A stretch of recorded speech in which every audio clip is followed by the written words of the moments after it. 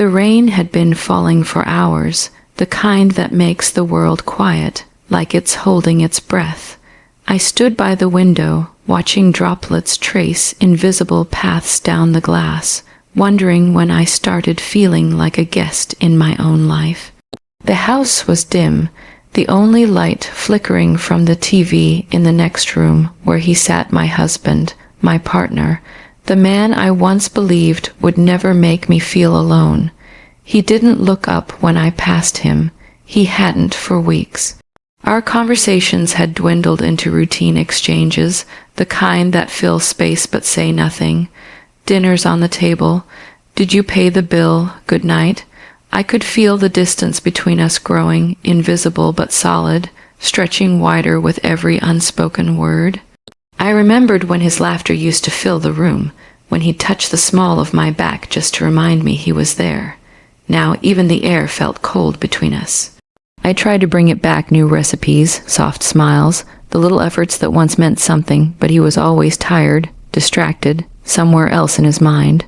One night, as I sat at the dining table after clearing the dishes, my phone buzzed. A message. It was from someone I hadn't spoken to in years, an old friend, or maybe something more than that once upon a time. His name alone made my heart thud in a way I didn't expect. The message was simple. You still stay up late like you used to. I should have ignored it. I should have put the phone away, gone to bed, turned off my mind, but I didn't. Instead, I typed back, "Some habits don't change." That was the start of something I didn't see coming. At first, it was harmless memories, shared jokes, updates about life. But with every message, I felt a spark reigniting in a part of me that had gone dim. It wasn't about him. It was about how he made me feel seen. He remembered things I didn't even realize I'd forgotten, the way I used to hum while cooking, the book I never finished, the dreams I'd quietly buried. Days turned into weeks, and the messages became longer, deeper.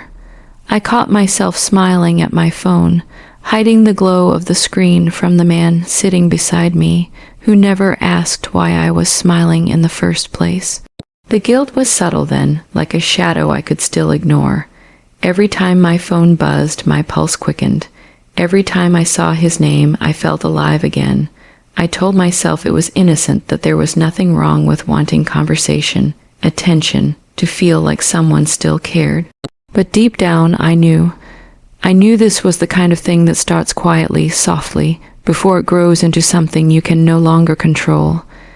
And on that rain-soaked night, as my phone lit up once more, I didn't stop it. The messages became a lifeline, a secret thread pulling me out of the gray routine that had swallowed my days. I found myself anticipating them, feeling a thrill each time my phone vibrated, each time his name appeared on the screen. It wasn't just words anymore, it was attention, focus, a mirror reflecting back the parts of me I'd forgotten existed. There was a subtle tension building, one I could feel in my chest and fingertips, a quiet electric current that grew stronger with every late-night conversation. I told myself I could stop anytime, that it was harmless, but the truth was, I didn't want to stop. The safety of routine had become suffocating, and the spark of recognition, the sense that someone actually saw me, was intoxicating. It wasn't physical at first. It was in the pauses, in the way he lingered on my words, remembered the tiniest details, and responded with a warmth that I hadn't felt in years. I would catch myself replaying conversations in my mind, the way his words lingered longer than they should, the way a single sentence could make the room around me fade. One night, I found myself standing outside, the wind tugging at my hair, phone in hand, staring at the text he had just sent. It was an old memory. He'd brought up something trivial, almost laughable, but it made me laugh aloud, startling a passer-by and shocking myself with how deeply it affected me. My heart was racing, a mix of guilt and exhilaration, a tug-of war I could neither ignore nor fully embrace. At home, everything felt heavier. He didn't ask why I was distracted or smiling at nothing. He barely noticed. I moved through my days like a ghost, present but absent, waiting for the next buzz, the next fragment of attention that reminded me I was still alive. The duality of my existence was exhausting, the warmth of the messages clashing violently with the cold silence of my life under one roof.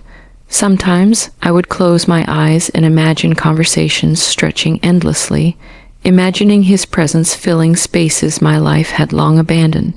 Other times I felt waves of guilt so strong they made my chest ache.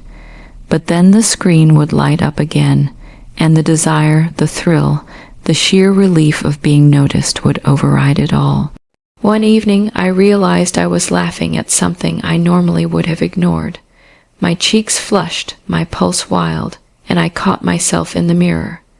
My eyes had a spark they hadn't had in years, a restless, searching light that mirrored the messages and the person sending them.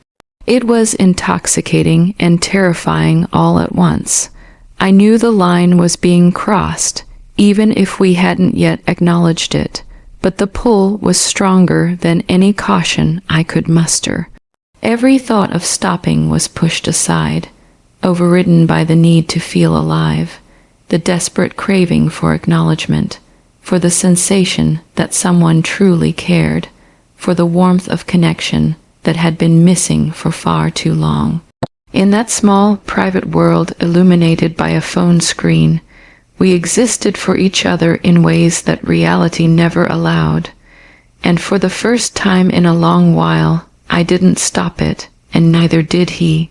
The moments escalated slowly, almost imperceptibly, until they became impossible to ignore. Each interaction carried weight, a silent acknowledgement of the connection that had been growing in the shadows. I caught myself lingering over his messages, reading and rereading them as if memorizing a secret language only we understood. There was a rhythm now, a dangerous comfort in the predictability of our exchanges. Every word, every subtle hint, felt like a spark igniting something I hadn't realized was starving inside me for so long. It wasn't just excitement, it was a deep, almost painful reminder that I had been invisible in my own life for far too long. I began to notice the small details in my daily routine, the ways I could carve out moments where I could indulge in this hidden connection. Coffee in the mornings became a ritual of anticipation, where I scrolled through the night's messages, tracing his words with trembling fingers, feeling both exhilarated and guilty. The silence of the house, once comforting, now felt oppressive, as if the walls themselves were aware of the secret that was growing inside me. I became hyper-aware of his presence, or rather, his absence, in a way that made ordinary moments unbearable. A simple glance from him, a sigh, a shift in the room's energy, would remind me of the emptiness I had been compensating for elsewhere. The tension between reality and desire grew almost unbearable. I found myself walking along quiet streets late at night, replaying conversations in my mind, imagining voices and touches that existed only in memory and imagination. Every laugh, every private joke seemed to resonate in the hollow corners of my life, illuminating just how lonely I had become. I knew the consequences of letting this spiral continue, the moral weight of it pressed against my chest, yet I could not summon the will to stop. It was as though a part of me had been asleep for years, and now that it had awakened, it refused to be silenced. Even in the midst of this exhilaration, guilt was a constant shadow, a whisper that followed every heartbeat. I would look at my reflection, and for a moment I barely recognized myself. The eyes staring back were alive, yes, but haunted, caught between desire and regret, between the thrill of being seen and the ache of knowing what I was sacrificing. There were nights I lay awake, staring at the ceiling, feeling the weight of choices made and the inevitability of what could come next. Yet the pull was undeniable. The emotional gravity between us was magnetic, irresistible, and terrifying in its intensity. And so, it continued a delicate dance of restraint and surrender, of longing and confession that existed only in stolen moments. Every glance, every typed word, every fleeting smile was a reminder of the life I had been living and the life I craved. The lines blurred, the boundaries dissolved, and in that tangled web of emotion and desire, I discovered something raw and undeniable about myself, the capacity to want, to seek, to be seen even when the world around me insisted I should not. I didn't stop, and neither did he, and in that refusal, in that shared surrender to the current of our emotions, I felt both the peril and the thrill of finally being awake in a life that had felt too long like sleep.